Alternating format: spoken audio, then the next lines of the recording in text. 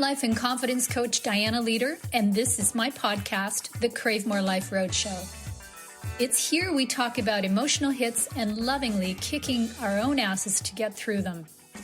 Just so you know, it always comes down to being your beautiful, sassy self, living and loving from you, no matter what. So join me to hear about the healing journeys of other women, and you just might become a DIY ass kicker too. Hey listeners, welcome back to the Roadshow for one of the Men of the Men's Book interviews. My guest today is Reverend Tomás Garza, an ordained Minister of Metaphysical Sciences, a spiritual teacher and coach, and a 3-time published author and host of his own podcast, Decide to Transform. And I'm proud to introduce Tomás as a contributing author to Find Your Voice, Save Your Life 4, Transcendent Men, Real Stories. You'll find Tomás's full bio in the show notes. Welcome to the Roadshow, Tomás. Thank you so much. I've been excited to join you on this. It's a pleasure to be here. I'm really happy that you're here, and I've been excited too. It's all the other books that I've done have been groups of women. So this one is particularly special and interesting to me because it's like a meeting of the sexes coming together. It really is. It's awesome. I'm very excited, and I'm very, very happy that you're here. So let's just jump right in, shall we? You good? Sure. Great. Okay. I've got so much that I want to ask you, but I want to start with our book, of course. And I'm curious about what it means to you to be a transcended man. Well, first of all, I'm not sure what that really means, but what this means to me is it's very interesting, the timing of all of this. And this book, this compilation, came along at the same time as about 3 or 4 other authors, all male authors. And it was absolutely something that called me to participate in. And I've been leaning toward doing something along these lines with men, just for men in general, for quite a long time. Most of my work is with women. It's in the spiritual arena. So we have a natural, there's a natural inclination for about 80% of my clients to be women because they're more comfortable asking for help. Right. And there, right. Yeah. And I've kind of found the same thing, that there are far more women in this community than men. Mm-hmm. There are, and that doesn't mean that that there can't be more men involved. And in fact, I think there need to be. But really what I want to do is just show up. That to me, I guess, is what transcendent means. It means you're walking the walk. You're on the path. You're doing it. You might be falling on your face sometimes, but you've answered the call. And that's what that really is. And what I can do with this book and with my own work is simply show up, and people can see, okay, that's what this looks like. Yes, I love that. Just showing up. And there seems to be such a connection to showing up with what's important and valuable to you, which is something that we can, men or women, can, fall off the path from, when we are hit with other influences in our lives, which most of us are at some point. We are. And the spiritual path makes absolutely no distinction. There are no distinctions made between men and women, between people that are Generation X or Generation Y or baby boomers. There are no distinctions of any kind. It's literally universal because it's for everybody. So everyone can enter, and happily, there are so many different forms, outward forms, so that people can find what really resonates with them. Mm. And it's transcendence to even be looking, even if you're out there right now and you're wondering what this path is supposed to look like. You feel drawn toward it, but you don't know which way to go. Even that is transcendent because you care about it, and you're looking. Yeah, yeah. So, would you say that transcendence is all about spirituality? Well, I think spirituality is life itself. So yes. Hmm. Hmm. Hmm. Something that is coming up for me, and I know I've said this before on other podcasts because it just seems to come back a lot to me, which says that I need to say it a lot. And that is that the one thing that, from my experience, the one thing that we are asked to do as we connect to spirit is to be ourselves, is just to be exactly who we are, and live to our own purpose.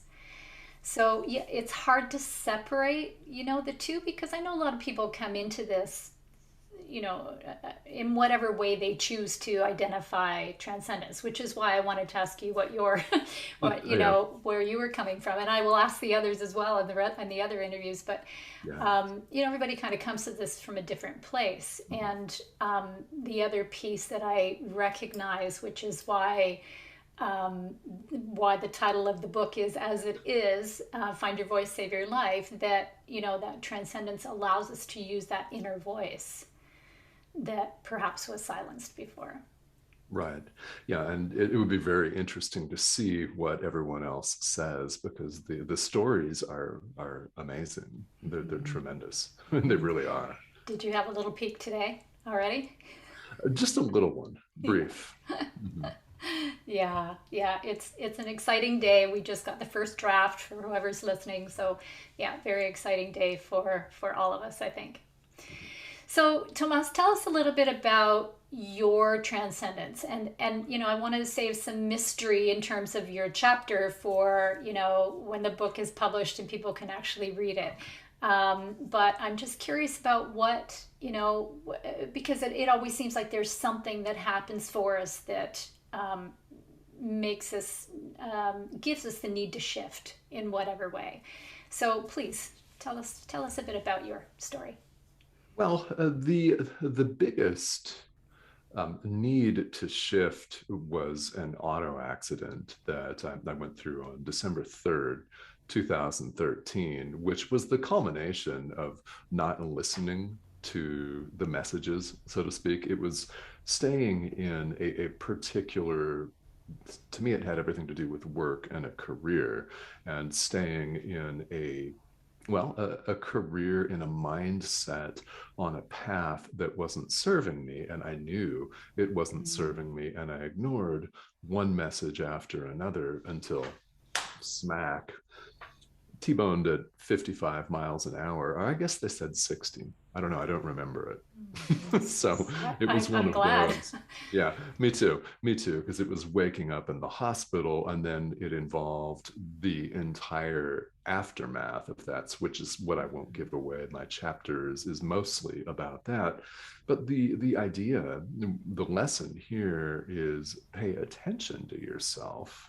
And if you're out there listening, you're not nuts. If you're getting these intuitive hits that you need to do something in particular, or you need to study something in particular, then I invite you to pay attention to that, because as many of you have experienced, the universe has different ways of giving us the message again. It shows up again, and it shows up again and again and again. It starts getting harder and harder and more vocal, and suddenly you're T-boned at 60 miles an hour. And I wouldn't wish that on anybody. No, no. And what I can resonate with what you're saying for sure. That yes, the universe is going to give us the message, and if we don't hear it the first four times, we're going to get it another four times, or however many it takes. And interesting too, when we were just talking about just being who we are, if we miss those messages about who we are and what we need, Yeah. that's when they're coming calling, right? Mm-hmm. Yes, that's when you get what you need. exactly what you need, Yeah. which we can't control the form in which that comes.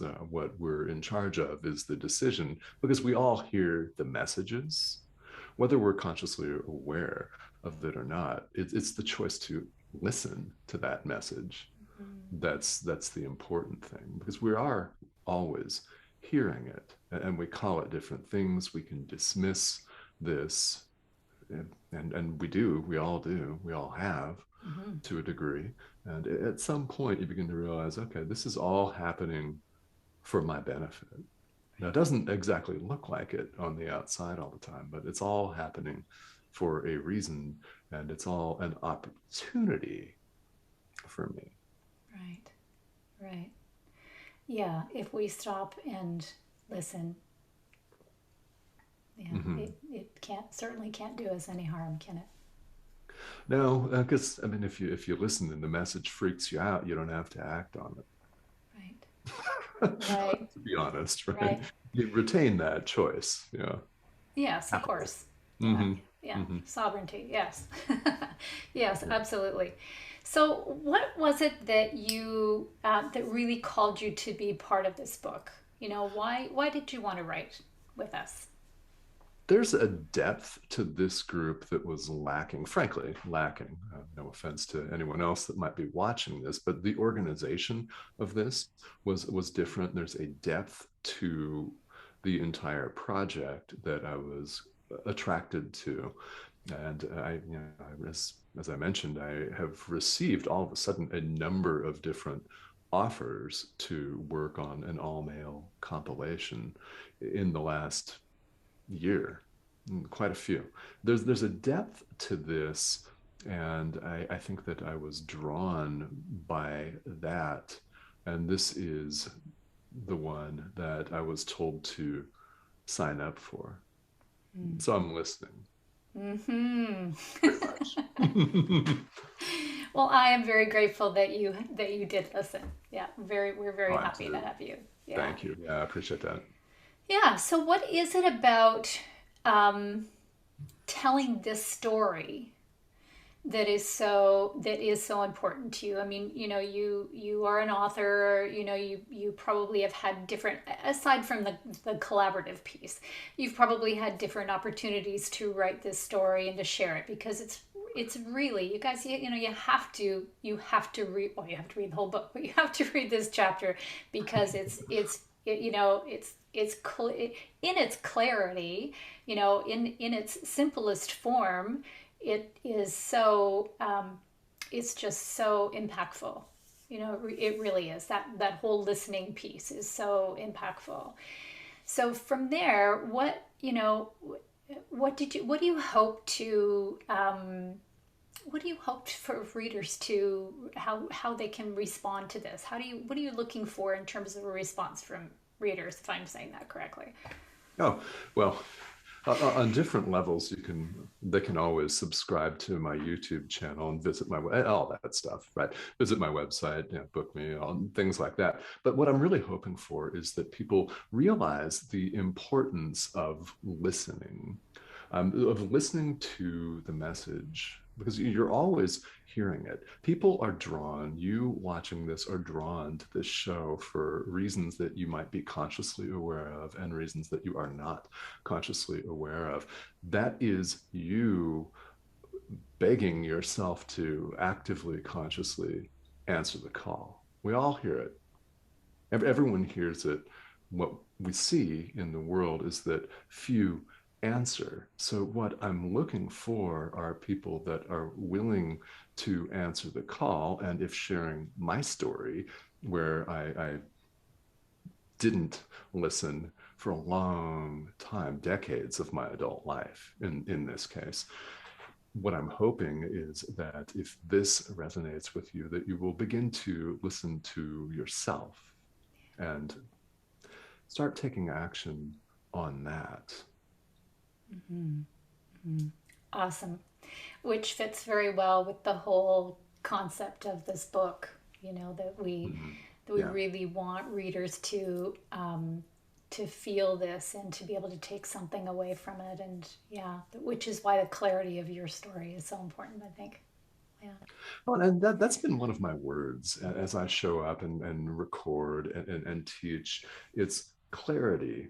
To have that is really, it's really important. And when that dawns on you, if you've had this feeling of knowing what your purpose is, figuring that out, and then moving forward with it, to have that clarity is invaluable. And that's how we enter what seems to be this elusive sense of flow, of synchronicities, of effortlessness, and right effort. If you're a student of Buddhism, which is effortless, it's that flow state that people talk about all the time on social media. Yet there are a number of us who are not sure what exactly that is and how do we get there. Well, you start listening to your inner teacher, your guide, your guides, whoever, whatever that looks like, and you don't try to run the show yourself. I tried to do that, and I was depressed and miserable, pretty much. And then really banged up. Yes, and really banged up. Yeah. Yeah. Yeah. And I think the coolest part of that is that we're not alone. Right. And I'm not sure that everybody has to be, into spirituality up to here to understand that and to recognize that, Right. that, Yeah. we're not alone.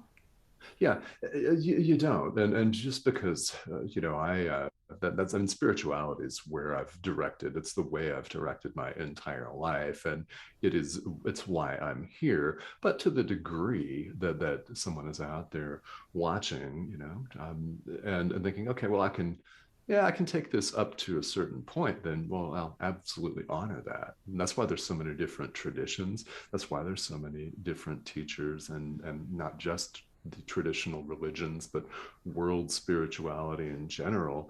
That's why there's so many doors, so people can take what they're ready to take at the time and practice that and apply that.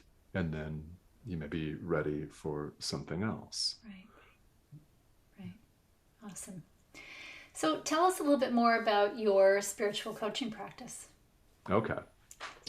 Well, I have a couple of different focuses on this, and this is after having studied a lot of traditions. I was raised in a fairly fundamentalist Christian church, the two actual fundamentalist Christian churches, and one my parents left when I was a kid. The second one I left when I got my driver's license and went off to go for a hike in the mountains instead of Sunday school. So I was one of those. I was one of those kids that asked lots of questions. Yeah. Oh, yeah. Mm-hmm. So if you ask a lot of questions, good. Keep asking, right? Yeah, But after studying a number of different traditions, including Buddhism for many years, I picked up A Course in Miracles in 2013, and that instantly spoke to me. So that is the centerpiece of my teachings. Even if I'm not actively quoting it, it's behind everything that I do. So that's one area that I work in. And then in my the rest of my coaching practice, it's the modality known as SoulPath, which some people may not be familiar with, but briefly, that's a set. Okay, yeah. Well, this is really good. It's something that I have become involved in the last couple of years, and it's great. It's really the focus of my coaching, because it gives people a set of practical tools. It's based on an energetic reading.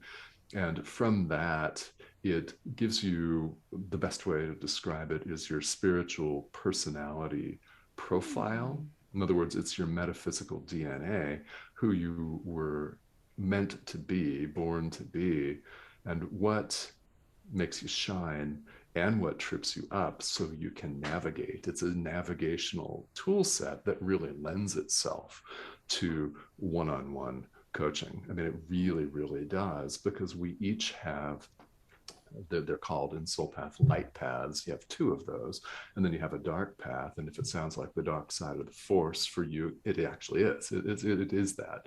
It's what smells familiar and keeps you stuck. So it gives people a way to navigate toward their light. Right. And each of these readings is unique to the individual. So you have tools that work for you in your particular situation. And it's really quite an amazing process. So, what I do is whether someone has ever picked up A Course in Miracles or not, that that thought system infuses every single thing that I do. Mm. Everything. It's behind everything, and that's part of the beauty of universal spirituality. So, because neither A Course in Miracles nor Soulpath is a religion. Instantly, Soulpath is it's open to everybody. It's something that it doesn't make any difference what your background is or non-background. If you're looking, if you're content with what you've got in terms of your own practice, no problem, because we can always learn handy, practical, moment-to-moment tools, because that's where spirituality is. I mean, it's important to understand some of the concepts, yes, but that's not where the action is. Now, where the rubber meets the road is in you showing up and choosing to apply it right now. Yeah. Yeah, love Despite that. being afraid, because it's okay to be afraid. But what do you do? Yeah. Yeah. Mhm. Yeah. Well, of course. I mean, we all come to those moments, and I would I would wager to say that you know, there are most people who come to that point where they are not able to choose themselves, when they're not able to, make the choice that you made after your accident, to really know what they really know they need to do. Yeah, there's something that is fearful in there for them to do that. So Right. And there was for me too. And for me, just not to give away too much of the chapter, actually, well, in this chapter, it's better writing than the last one in the last compilation where I wrote about it a couple of years ago. Yeah, this one's better. Yeah. Mhm. Yeah, okay. it's a lot better. I will say that. It's a buy the book, yes, please. But you know what? What's really different is in this particular chapter, I didn't really dwell on the backstory, so I'll just share a little bit that I found myself involved in an entire career path that didn't suit me in any way. And it was all based on a sense of obligation that I had carried around with me since I was a kid, that this is what people do. People have certain, and it's from my family, from my schooling, from my upbringing, yeah, pretty much everywhere. People do certain things like doctor, lawyer, politician, prominent politician that wins elections and has state dinners and things like that. So that's the kind of background that I come from. And all I ever cared about was spirituality. It's Mm. all I ever cared about. That's why I am here.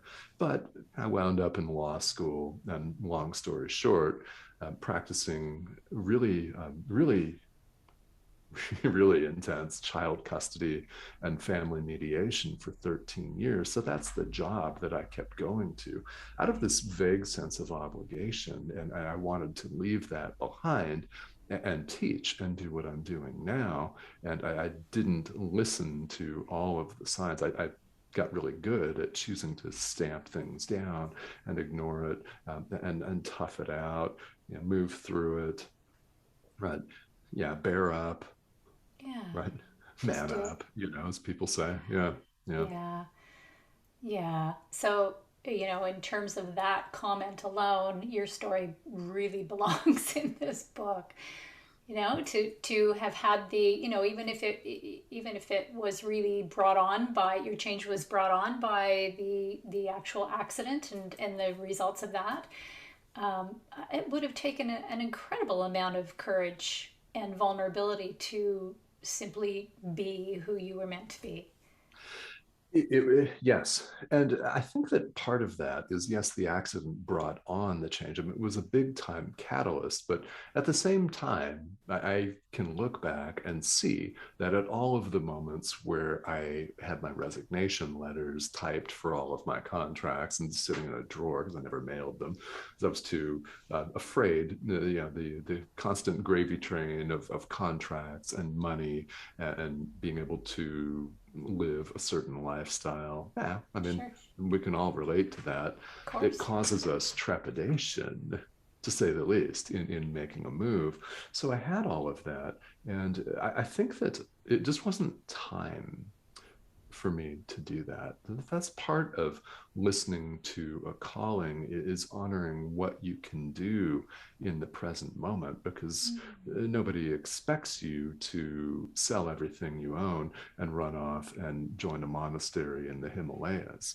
That you don't need to do that to learn to meditate, for example, right? There's just, you don't have to always be uh, drastic, but and eventually it was drastic for me because I had a literal smack and hospitalization, had to learn to walk again, all that stuff. Yeah, Yeah. which was part of the path for me. Yeah. Well, and when I think about that, it makes me think that we are, when we take one step, we need to kind of get used to what's there, get comfortable with what's there, and then another step will be shown to us, and another Mhm. step, and another step, and yeah, you're right. We don't Yeah, have to just jump into a really, really huge change all at right. once. Well, and if you're ready for it, do it. Right. Oh, But true. it's a Yep. matter of honoring yourself, because Right. spirituality there can be giant leaps, so to speak. There can be massive transformation instantaneously in a very short period of time. But that's not the path for most of us, because if that happened to most of us, we'd freak out. So we take things in what seems to be a progression, which is you take what you need when Yeah. you need it, and recognize when you've digested that and you need more, because you'll tell yourself when you need more. In other words, the universe will tell you, same thing, by the way, you'll tell yourself when you need more. Yeah. There's a theme here. There is just a bit of a theme. Yes. Yeah. Yeah, absolutely. Yeah. Hmm. Bite-sized pieces. Yes. And that we are the same. Yes. Yeah, absolutely. I love that, because I think we get stuck in that, whatever it is that is coming down on us, whatever influences, whatever we think, as you described, going to school, becoming a certain occupation, working in a certain occupation, doing, all the things that we're expected to do when really our heart is somewhere else. Right. So, yeah, And yeah, that's so common. I know that there are people watching this and listening to this that can relate to that. absolutely. It's so common. Yeah. It is common, and it's interesting when you think about this book, in relation to that, because I mean, this as well as I do. For men, there are, you don't take care of yourself. You're not encouraged as a man. You're not encouraged to consider you. Mhm. You need to take care of whoever is around you, whoever you are connected to. Your family, or follow the right path, and Right. listen to your elders, and that kind of Yeah. thing. So to stop and that's why I think what you said was so powerful. That little bit at a time, take a little bit, that bite at a time, to stop and recognize that, well, maybe I'm not ready to do that, but I'm ready to do this. Mhm. And it's okay for me to do this. I think women's experience is just a little bit different, very similar, but just a tiny bit different. Yeah. So Well, yeah, the way we're conditioned as men and women appears to be very different. But what we have in common there is we receive all kinds of messages from society, from our parents, from school, from our partners, from turning on the internet and looking at all the ads and gobbling up YouTube. um, things like that. We're always inundated with cultural messaging, and as adults, we have the opportunity to, when we're ready, to sift through all that and see what works. And one thing, this is really interesting, you mentioned men and not caring for themselves. Guys, come on, man. It's good. It's important, right? Because I used to say this to all of the parents. I used to teach, when I was a mediator, a required co-parenting class, which was always very, very interesting. This is something that the court would order people to participate in, and I got to show up with some uh, angry and sometimes grieving parents. And if you've ever been through a divorce, you know it's not the best time in your life. You're not at your best all the time, right? But one of my messages is your kids need you to be at your best, so you have to take care of yourself. There's an imperative not to neglect yourself. Now, you can take that out of the co-parenting context and apply it to all of life, because you absolutely cannot, man or woman, you cannot pour from an empty cup. Right. Right. You cannot do that. So you must do some form of deep level self-care. Now, exercising at the gym is deep level self-care. While you're taking yourself out of of whatever your job is, whatever your pattern is, and you devote time to yourself. And that's what's necessary, because if you don't have the strength to give, you can't give. Right. Right. Absolutely. And that to me is out here. You're looking after the obvious out here, which is the from my perspective, the traditional self-care, and you're looking after what's in here as well. Right. And that's really a part that so many people neglect. And there are a lot of men who neglect that. There are also plenty of women that neglect that component. And Absolutely. it's just something that's so important, because that's what self-care is the internal. So everything else that appears to be going on outside you and around you is reflecting what's going on inside you. So the Mm. way to see something different is to change what's inside you. Mm-hmm. Mm-hmm.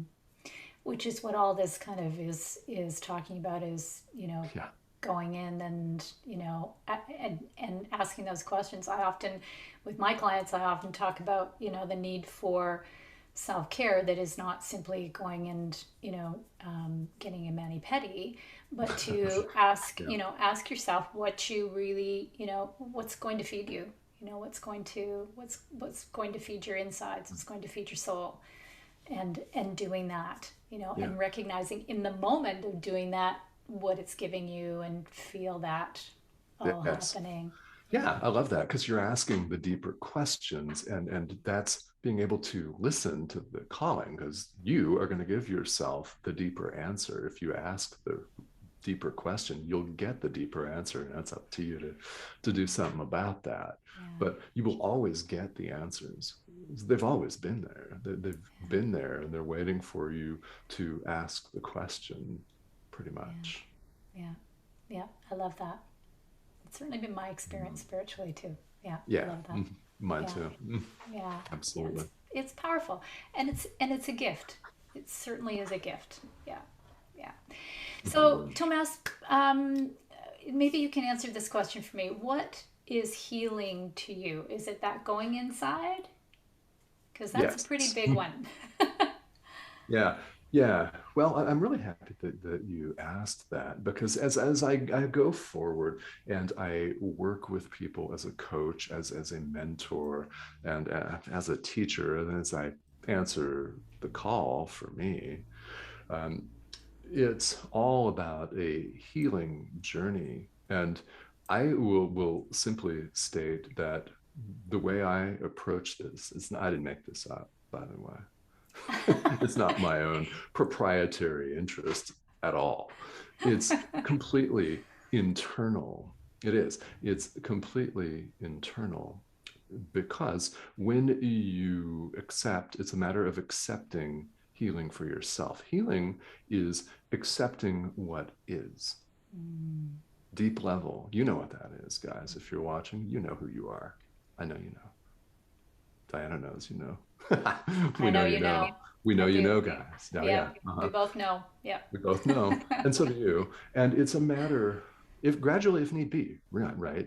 Accepting that, right? Accepting who you are on a deep internal level. So when that happens, you may or may not see outward physical manifestations. You might see your physical health begin to improve. You may be suddenly cured of an illness, but that's not actually the point.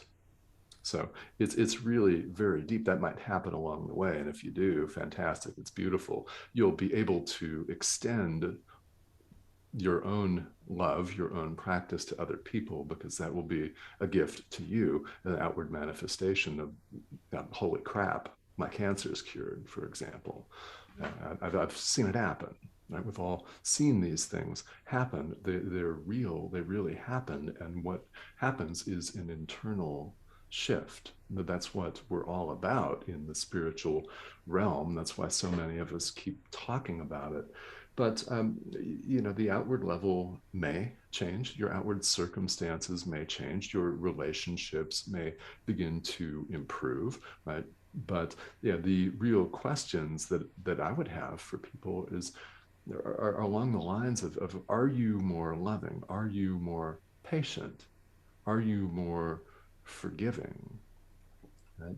Do you show up differently, more lovingly, yeah, more calm, right? More compassionate. How are you showing up? Because to me, it's completely internal. Because you could heal. My dad's an orthopedic surgeon. So, for example, I'll use him as an example. You can heal a broken bone, but are you healing the mindset of the person? Right. Maybe, maybe not. Right. Right. Yeah, there definitely is a difference, and at some level, as you were saying, at some point they can come together. Those things, the mind and the spirit as opposed to the physical. Mm-hmm. But yeah, I don't think you can go with only one. Yeah, I think it would be pretty close, probably, to doing not a lot, in my opinion, because for me it's really important that we learn and we know why we are doing what we're doing, why we Mm-hmm. want to be kind, why we want to be loving, why we want to be generous, all those things. And I think when we pay attention to so much happening on the outside, we forget those things. We don't think about those things. We don't make those decisions based on what's here. We base it on Right. something else. Yeah. And to the extent that people are tuning in and they're wondering how will they know? Because you raise a really good question. Why am I doing this? Well, how do you feel when you do it? That's the question that I'm fond of asking people. Is what you're doing feeling good to you? Is it joyful for you? Right? Does it make you happy or not? And the Right. not is to be looked at. Yeah.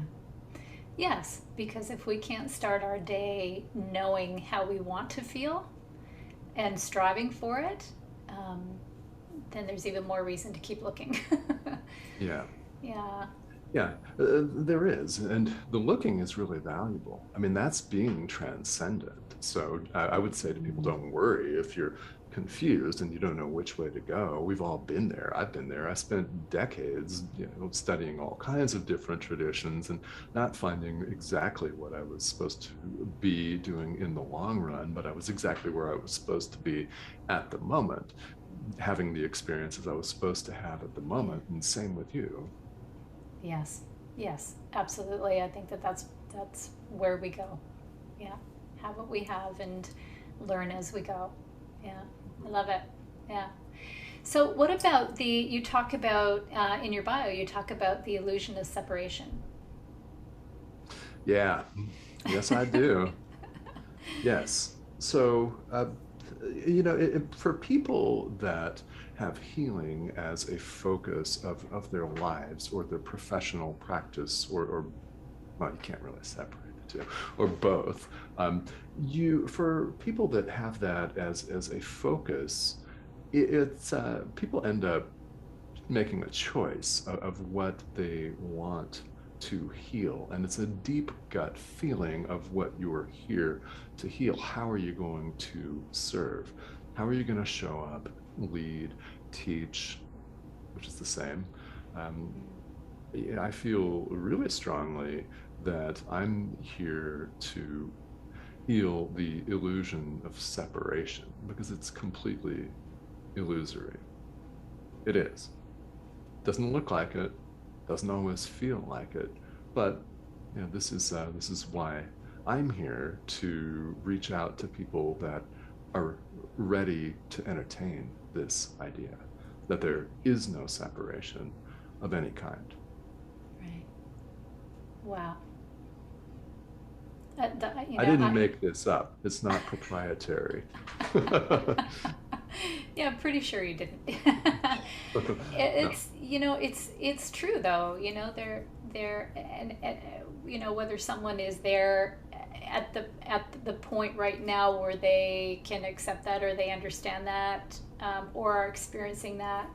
It's kind of wherever they are today. But yeah, I definitely can see that and have experienced that. Yeah, so I love that explanation. Yeah, and I think that if people look back on their lives, you may be able to pick out some instances where you felt those barriers dissolve, even a little bit. There are a number of different things that happen in life where we let our guard down, which, by the way, is what we're both talking about, is letting that guard down. And if you need to do it a piece at a time, so be it. Yeah, yeah, absolutely. So tell us just a little bit more about the Soulpath. That was interesting what you were saying. I think I Sure. maybe need to sign up for a session to. Absolutely, yeah, yeah. No, yeah, I would absolutely be happy to share more. But what this is it's super, super powerful. And again, it's based on an energetic reading of you, and it's your spiritual personality profile. But I'll just share a little bit about my own experience with it because I think that would help. Yes, please, yes. Yeah, it's something that a former business partner of mine and I'm a really close friend of mine, and I decided to do together back in 2020. And I felt a real depth to it. It didn't feel like one of those personality profile quizzes that Mm. used to pop up on Facebook, such as "What California city are you?" Well, San Diego, duh. Right? I mean, it was not like that. It was deeper, deeper, deeper, and I could feel that. So I was just drawn, sucked into it immediately, as in, you must do this. This is knowledge and information that you need to have. And then I went through a 9-week mentorship program to understand it more. It's fairly deep. It's a deep dive. I went through that and I had a series of aha moments as I went along, thinking, okay, this explains my behavior, why I did this as a young man, why I was in law school, why I put my head down, suffered through when I could have quit and saved a whole lot of money.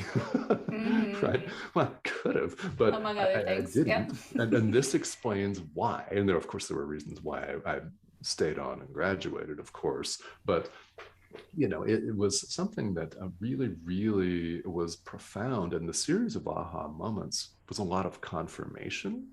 And then there are practical tools because we all feel ourselves drawn toward our dark path. It's what's familiar to us, it's the habitual tendency, and we engage in this behavior, and when we're aware of it, we can choose an antidote. And it's a series of practical choices. And what I like about it is it's also universal. No, you don't have to have any kind of particular spiritual or religious background in order to take advantage of this, because everybody, and this is an important thing, is that everybody in the world needs you to show up at your best. Absolutely. We're asking you to show up at your best, and there are a number of tools involved. This is only one of many to help you do that. That's what people need, because we're all teaching, whether we hold ourselves out as teachers or not. I mean, I in particular hold myself out as a teacher, but someone else may not. But we're all showing people things. We're all interrelating. We're all connected because we're all one. So naturally, we're all connected. But we're all teaching people, and we're always learning from people. And the world needs you to be at your best, because this is something that I feel very strongly about, is there are people out there that will relate best to your message. There are people out here listening right now that will relate best to my message, and for whatever reason you're hearing it right now. And Dianna, it might be for your message or someone else's message, but there are people out there that are going to respond to us because they're ready for what we have to say right now. And I would say this to anyone listening and watching out there, is there are people that are going to respond to you. So show up as your best in the present moment. Right. Yeah, because there are people that need to hear your story, right? It's one of the reasons why people write a chapter in a compilation, right? To come back to the book. It's really imperative that you keep showing up as the best self. And there are a lot of tools out there to help you do that, because we each have a part to play. Now, that seems to be completely unique and individualized, right? It seems to be someone else is in this occupation, I'm in this occupation, someone else does something else and has a different role to play. But it's really important that we do that, because there are 8.5 billion of us, or more, I don't know, a lot. Lots. There are lots. Yes. Yeah, and you know what? I think that's probably the one of the common themes among every author in this book is really about wanting to be in service to others, wanting to give back, wanting to share what they know and they understand, which is incredible, and which is why everybody should get this book. Yeah. Right? Yeah. Agreed. Yeah. Agreed. Well, and you've read the stories. I have not read them all, but yeah. Well, you've got I'm sure they're great. They're amazing. You've got a little catching up to do then. Perfect. Yeah, they're great. So, Tomás, thank you. Thank you for being part of this book, being one of the men of the men's book. You know, when we're chatting on Facebook, you know, that's what I'm hearing about. Oh, the men's book, the men's book. Well, this is it, guys. This is one of the men of the men's book. So thank you for showing up and sharing your understanding of transcendence, which can be, you know, it's some people get it, some people don't, or some people have a different concept, which is all good, because I think it's everything. But I really appreciate, I appreciate you being here and sharing your understanding and your knowledge and all the amazing things that you're doing in the world. And I'm hoping, and I think that you did give us the link for your podcast. Yes. Yep. Yeah. Good. Okay. The podcast, and I think I gave you my website link as well. Yes. Did I not? Okay, wonderful. All right. Yeah, the podcast is called Decide to Transform, and that's it's available anywhere you listen to podcasts. So there've been a lot of different. That's been a lot of fun. There've been a number of different lifetimes. It started out as a live radio show on Om Times Radio, and then I started pre-recording the show, did a lot of interviews. And now I've done a whole new season, and I'm just recording shorter shorter pieces on my own and teachings, ideas. Then my aim here with the solo teaching is to take these what could be esoteric concepts, hard to understand spiritual concepts, and making them practical, because that's where the rubber meets the road. I mean, you've heard by listening to this that I'm going to the base non-dual deep level here. That's what I'm here to do. And there are a lot of different simple explanations for things, because it's all simpler than we make it to be. And you can go back, and I would invite anyone to go back and listen to some of the interviews, because I've interviewed a number of men and women in the personal growth field and the spiritual field, and there's some great conversations. Yeah, I don't know. I love cameras and microphones. Just saying. They're fun. Well, you did very well today. Oh, thank you. As I knew you would. And I'm going to have a listen to your podcast, because I think it's probably quite fascinating. Some of the interviews that you've done. Yeah. Fantastic. Yeah. Again, that's Decide to Transform, and anywhere, Apple, Spotify, Podbean. Yeah. Yeah, excellent. And all the contacts that you gave us, your website and your podcast site, et cetera, that's all going to be in the show notes. So people will have access to all of it. Yeah.